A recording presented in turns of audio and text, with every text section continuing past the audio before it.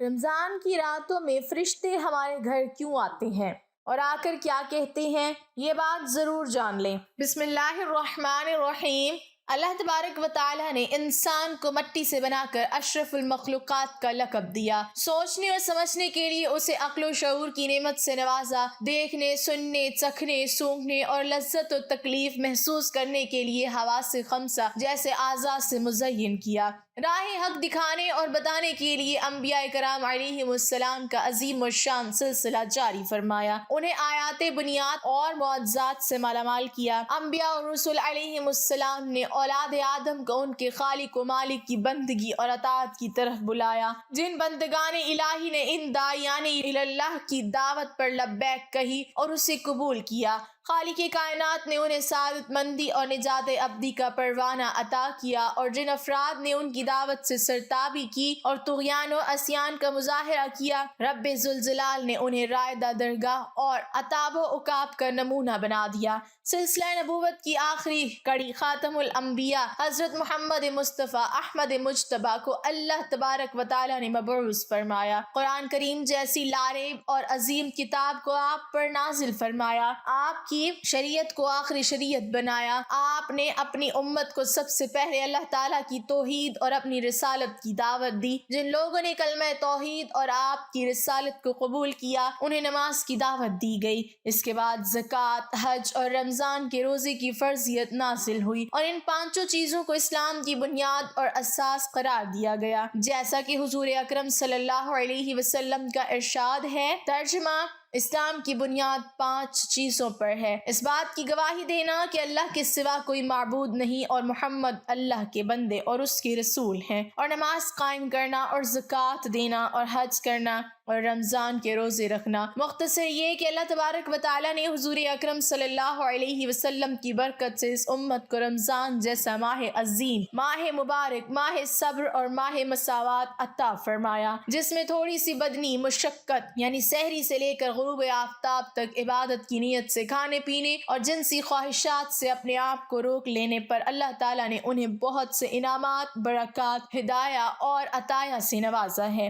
مثلا رزق کی زیادتی، گناہوں سے مغفرت، جہنم سے آزادی، جنت کا حصول، روزے دار کی منہ کی بو اللہ تعالیٰ کے نزدیک مشک و عنبر سے زیادہ پسندیدہ ہونا، سارا دن مچھلیوں کا ان کے لیے استغفار کرنا، جنت کا ان کے لیے سجایا جانا، سرکش شیاطین کا قید کیا جانا، رمضان کی آخری رات میں روزے داروں کی مغفرت کیا جانا، اللہ تبارک و تعالیٰ کا روزے دار کی طرف متوجہ ہونا اور اپنی رحمت خاصہ کا نزول فرمانا، اللہ تعالیٰ کا خطاؤں کو معاف فرمانا، روزے داروں کی دعاؤں کا قبول ہونا، اللہ تعالیٰ کا اپنے روزے دار بندوں کی وجہ سے ملائکہ پر فخر فرمانا، روزے کا گناہوں اور جہنم سے ڈھال بننا، رمضان میں ایک نفل کا ثواب فرض کے برابر اور ایک فرض کا ثواب عام دنوں کے اعتبار سے 70 فرائض کے برابر ہونا، اسی طرح عام عبادات میں ایک عمل کا ثواب 10 گنا سے لے کر 700 تک، اور خاص طور پر شب قدر کی عبادت کا ثواب 1000 مہینوں سے افضل اور زائد ملنا۔ لیکن روزے کے لیے اللہ تعالیٰ کا یہ فرمانا کہ روزہ میرے لیے ہے اور میں ہی اس کی جزا دوں گا، اور دوسری روایت میں ہے کہ میں خود روزے کی جزا ہوں،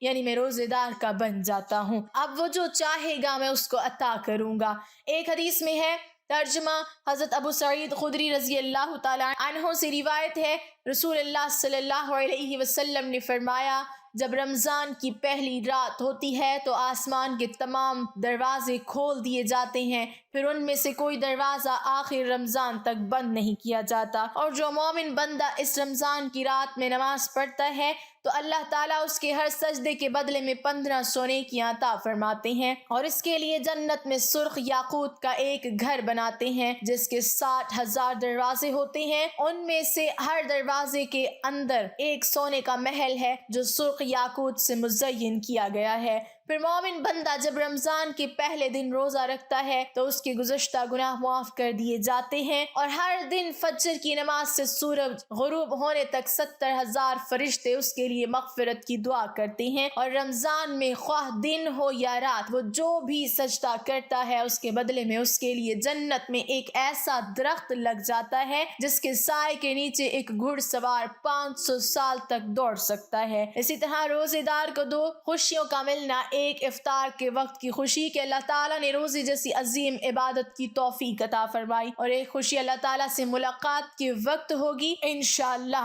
اسی طرح روزہ داروں کے لیے جنت کے باب ریان کا مخصوص ہونا، جنت میں شراب طہور کا ملنا جس کے پینے کے بعد کبھی پیاس نہیں لگے گی، روزہ رکھنے سے صحت کا ملنا، روزے کا روزے دار کے لیے قیامت کے دن سفارش کرنا، خیر کے کام کرنے والوں کو اللہ تعالیٰ کے منادی کی طرف سے مزید اعمال خیر کی ترغیب دینا، رمضان کی پہلی رات میں اللہ تبارک و تعالیٰ کا اپنے بندوں پر نظر رحمت کرنا، اور جس پر اللہ تعالیٰ کی نظر رحمت ہو گئی اس کو کبھی عذاب کا نہ ملنا، ہر دن 10 لاکھ لوگوں کا جہنم سے آزاد ہونا، اور ایک روایت میں 60,000 کا آزاد ہونا، اور رمضان کی آخری رات میں پورے مہینے کے برابر آزاد شدہ لوگوں کی تعداد کے برابر لوگوں کا جہنم سے آزاد کیا جانا، رب العالمین کا فرشتوں سے ان کے اجر کے بارے میں دریافت کرنا، اور فرشتوں کو ان روزے داروں کی بخشش پر گواہ بنانا، آسمان کے دروازوں کا کھلنا، رمضان کی ہر رات میں اللہ تعالیٰ کے منادی کا اللہ تعالیٰ کی جانب سے یہ ندا دینا کہ ہے کوئی سوال کرنے والا کہ میں اس کا سوال پورا کروں، ہے کوئی اپنے گناہوں سے توبہ کرنے والا کہ میں اس کی توبہ قبول کروں، ہے کوئی بخشش مانگنے والا کہ میں اس کو بخش دوں، ہے کوئی دعا کرنے والا کہ میں اس کی دعا قبول کروں۔ شب قدر میں فرشتوں کا عبادت میں مصروف لوگوں سے مصافحہ کرنا، ان کی دعاؤں پر فرشتوں کا آمین کہنا، ہر رات دن میں روزہ دار کی ایک دعا کا قبول ہونا، یہ تمام وہ انعامات ہیں جو اللہ تبارک و تعالی روزہ رکھنے والوں کو روزے کی بنا پر عطا فرماتے ہیں۔ روزہ رکھنے کی بنا پر اتنے انعامات ملنے کے باوجود اللہ تبارک و تعالی نے اہل ایمان کو روزے کی فرضیت کے بارے میں بڑے محبانہ، شفیقانہ اور حکیمانہ انداز میں فرمایا۔ ترجمہ: اے ایمان والو، فرض کیا گیا تم پر روزہ جیسے فرض کیا گیا تھا تم سے اگلوں پر، تاکہ تم پرہیزگار ہو جاؤ، یعنی یہ روزہ صرف تم پر فرض نہیں ہوا بلکہ تم سے پہلے لوگوں پر بھی فرض کیا گیا، اور یہ روزہ اس لیے فرض کیا گیا تاکہ تم متقی بن جاؤ، اور یہ چند دنوں کی بات ہے، لیکن اس میں بھی مریض اور مسافر کو اجازت ہے کہ وہ بعد میں اس کی قضا کر سکتے ہیں، اور جو لوگ روزے کی طاقت نہیں رکھتے، بڑھاپے وغیرہ کی بنا پر، وہ فدیہ دے دیا کریں۔ یہ کتنا شفقت، محبت اور پیار بھرا انداز اور خطاب ہے جو اللہ تبارک و تعالی اپنے بندوں کے لیے اختیار فرما رہے ہیں۔ روزے کے روحانی اور جسمانی فوائد اور اس کی حکمتیں بیان کرتے ہوئے حضرت مولانا سید زوار حسین شاہ صاحب نور اللہ مرقدہ رقم 83 ہے۔ روزہ رکھنے میں بہت سے حکمتیں اور فوائد ہیں جن سے روزے کی اہمیت پر روشنی پڑتی ہے۔ ایک حکمت یہ ہے کہ روزہ رکھنے سے انسان کو اپنی عاجزی اور مسکینی اور خدا تعالیٰ کی عظمت و جلال اور اس کی قدرت کاملہ پر نظر پڑتی ہے، اور اس سے بندگی اور فرما برداری کی صفت پیدا ہوتی ہے۔ روزے کی برکت سے چشم بصیرت کھلتی ہے اور دین کی سمجھ میں ترقی ہوتی ہے۔ روزے کی حالت میں فرشتوں کے صفات ملکیہ سے متصف ہوتا ہے، اور اس کی برکت سے انسان کو ملائکہ الہی کے ساتھ قرب حاصل ہوتا ہے۔ روزے کے ذریعے سے اللہ تعالیٰ کی شکر گزاری کا موقع ملتا ہے، درندگی اور چوپایوں والی صفت سے دوری حاصل ہوتی ہے، اور انسانی ہمدردی کا جذبہ دل میں پیدا ہوتا ہے، کیونکہ جب تک کسی شخص نے بھوک اور پیاس کی تکلیف کو محسوس ہی نہ کیا ہو، وہ بھوکوں اور پیاسوں کے حال سے کس طرح واقف ہو سکتا ہے۔ جو شخص بھوک اور پیاس کی مشقت سے واقف نہ ہو، وہ رزاق مطلق کی نعمتوں کا شکر حقیقی طور پر ادا نہیں کر سکتا، اگرچہ زبان سے شکر کے الفاظ ادا کرتا رہے، جب تک کسی کے معدے میں بھوک اور پیاس کا اثر، اس کے رگ و ریشہ میں ضعف و ناتوانی کا احساس نہ ہو، اس کو اللہ تعالیٰ کی ان نعمتوں کی قدر نہیں ہوتی جو اس کی بھوک اور پیاس کو دور کرتی اور کمزوری کو زائل کرتی ہیں۔ اسی لیے وہ ان خداوندی نعمتوں کا کمائے کا شکر بھی ادا نہیں کر سکتا۔ روزہ انسان کے لیے ایک روحانی غذا ہے جو دوسرے جہاں یعنی آخرت میں انسان کو ایک غذا کا کام دے گا۔ جن لوگوں نے اس دنیا میں روزے نہیں رکھے وہ اس جہاں میں بھوکے پیاسے ہوں گے، اور ان پر آخرت میں روحانی افلاس ظاہر ہوگا، کیونکہ انہوں نے اپنے ساتھ اپنا زاد راہ نہیں لیا۔ روزے کی اہمیت یہ بھی ہے کہ یہ بلغمی امراض اور رطوبات فضلیہ کو جسم سے زائل کر دیتا ہے۔ روزے میں صبر اور برداشت کرنے کی عادت ہو جاتی ہے۔ ریگستان یا بیابانی سفر میں اگر اتفاق سے غذا یا پانی میسر نہ آئے تو روزے کا عادی شخص اس فاقہ کو برداشت کر سکتا ہے۔ بخلاف زیادہ کھانے والے شخص کے جو فاقے کو زیادہ دیر تک برداشت نہ کر کے تھوڑے عرصے میں موت کے منہ پہنچ جاتا ہے۔ ان سب مصلحتوں اور حکمتوں کے باوجود روزے کی ایک بہت بڑی اہمیت اور ایک خاص حکمت یہ ہے کہ روزہ اللہ تعالیٰ کی محبت کا ایک بہت بڑا نشان ہے۔ جس طرح کوئی شخص کسی کی محبت میں سرشار ہو کر کھانا پینا چھوڑ دیتا ہے اور میاں بیوی کے تعلقات بھی اس کو بھول جاتے ہیں، اسی طرح روزہ دار بھی اللہ تعالیٰ کی محبت سے سرشار ہو کر اسی حالت کا اظہار کرتا ہے۔ یہی وجہ ہے کہ اللہ تعالیٰ کے سوائے کسی اور کے لیے روزہ رکھنا جائز نہیں ہے۔ مسلمانوں کو چاہیے کہ ان ایام کی قدر کریں، اخلاص اور محض اللہ تعالیٰ کی رضا کے حصول کے لیے روزہ رکھیں۔ روزے کو جھوٹی باتوں، تمام گناہوں اور ریاکاری سے محفوظ رکھیں، ورنہ روزے کے ثواب سے محرومی کا سامنا کرنا پڑے گا۔ جیسا کہ آپ صلی اللہ علیہ وسلم کا ارشاد ہے کہ کتنے روزے رکھنے والے ایسے ہیں کہ جنہیں سوائے بھوکا پیاسا رہنے کے کچھ حاصل نہ ہوگا، اور کتنے قیام کرنے والے ایسے ہیں کہ سوائے مشقت کے انہیں کچھ حاصل نہ ہوگا۔ اسی طرح آپ کا ارشاد ہے، یعنی جس نے رمضان کا روزہ رکھا اور اس کی حدود کو پہچانا اور روزوں کو ہر اعتبار سے تحفظ کیا، اللہ تبارک و تعالیٰ ایسے روزے کو گزشتہ گناہوں کے لیے کفارہ بنا دیں گے۔ مسلمان خواہ مرد ہو یا عورتیں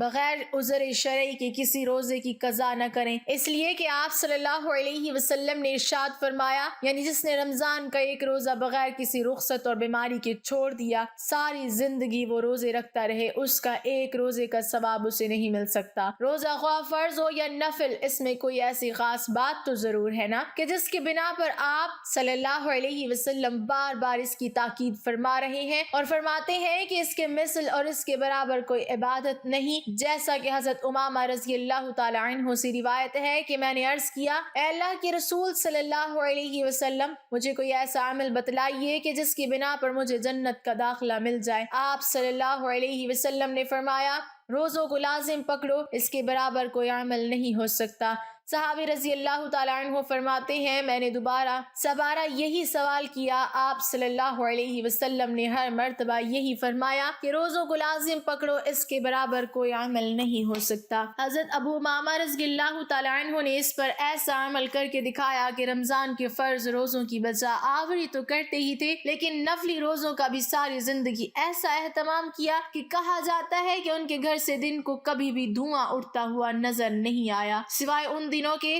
جبکہ کوئی مہمان ان کے گھر میں آ جاتا۔ اس لیے فرمایا گیا کہ رمضان المبارک کی برکتوں اور رحمتوں سے جو محروم رہا، وہ تمام خوبیوں اور بھلائیوں سے محروم رہا۔ رمضان المبارک کو قرآن کریم کے ساتھ ایک خاص تعلق ہے۔ ہر مسلمان کو چاہیے کہ رمضان المبارک میں زیادہ سے زیادہ قرآن کریم کی تلاوت کرے، دعاؤں کا اہتمام کیا جائے، صدقہ و خیرات کی کثرت کی جائے، اپنے ملازم اور نوکروں سے کام میں تخفیف کی جائے، لا الہ الا اللہ کا ورد رکھا جائے، استغفار کا معمول بنایا جائے، جنت کی طلب ہو اور جہنم سے آزادی کی دعائیں کی جائیں۔ ناظرین، رمضان میں فرشتے ہمارے گھروں میں کیوں آتے ہیں اور آ کر لوگوں سے کیا کہتے ہیں، اور وہ فرشتے اللہ تبارک و تعالیٰ سے کیا عرض کرتے ہیں؟ حضرت ابو ہریرہ رضی اللہ تعالی عنہ سے روایت ہے کہ جناب رسول اللہ صلی اللہ علیہ وسلم نے ارشاد فرمایا، رات اور دن میں فرشتوں کی ذمہ داریاں بدلتی رہتی ہیں، اور فجر اور عصر کی نمازوں میں ان ڈیوٹی پر آنے والوں اور جانے والوں فرشتوں کا اجتماع ہوتا ہے۔ پھر تمہارے رات والے فرشتے جب اوپر چڑھتے ہیں تو اللہ ان سے پوچھتا ہے، حالانکہ وہ ان سے بہت زیادہ اپنے بندوں کے متعلق جانتا ہے، کہ میرے بندوں کو تم نے کس حال میں چھوڑا؟ وہ کہتے ہیں کہ ہم نے جب انہیں چھوڑا تو وہ فجر کی نماز پڑھ رہے تھے، اور جب ان کے پاس گئے تب بھی وہ عصر کی نماز پڑھ رہے تھے۔ فرشتوں سے وہ فرشتے مراد ہیں جو انسانوں کے اعمال لکھتے ہیں۔ امام نووی رحمۃ اللہ علیہ فرماتے ہیں، رات اور دن ذمہ داری ادا کرنے والے فرشتوں کی ڈیوٹیوں کی تبدیلی کے اوقات کو عبادت کے اوقات میں مقرر کرنا بندوں پر اللہ تعالیٰ کے خاص لطف و کرم کا مظہر اور اعزاز ہے، کیونکہ یہ فرشتے اللہ تعالیٰ کے ہاں انسانوں کے لیے صبح و شام خیر اور فرما برداری جس کا وہ مشاہدہ کرتے ہیں پر ہونے کی گواہی دیتے ہیں۔ علامہ بدر الدین عینی رحمۃ اللہ علیہ اس حدیث کے فوائد میں فرماتے ہیں، اس حدیث سے معلوم ہوتا ہے کہ نماز اعلیٰ عبادت ہے، اور فجر و عصر کی نماز اور ان کے اوقات کی شان و عظمت دیگر نمازوں اور ان کے اوقات کی بنسبت زیادہ ہے، اور چونکہ عصر کی نماز کا وقت دنیاوی مشغولیت کا وقت ہے، اس لیے اس حدیث میں اس کی پابندی کی خیال رکھنے کی ترغیب دی گئی ہے۔ اللہ تبارک و تعالی ہمیں رمضان المبارک جیسے سعید لمحات و اوقات عبادت میں گزارنے اور اس کے تمام انعامات، برکات اور فضائل حاصل کرنے کی توفیق عطا فرمائے، آمین۔ ناظرین، کمنٹ باکس میں اللہ تعالیٰ کے 99 ناموں میں سے ایک نام ضرور ٹائپ کریں۔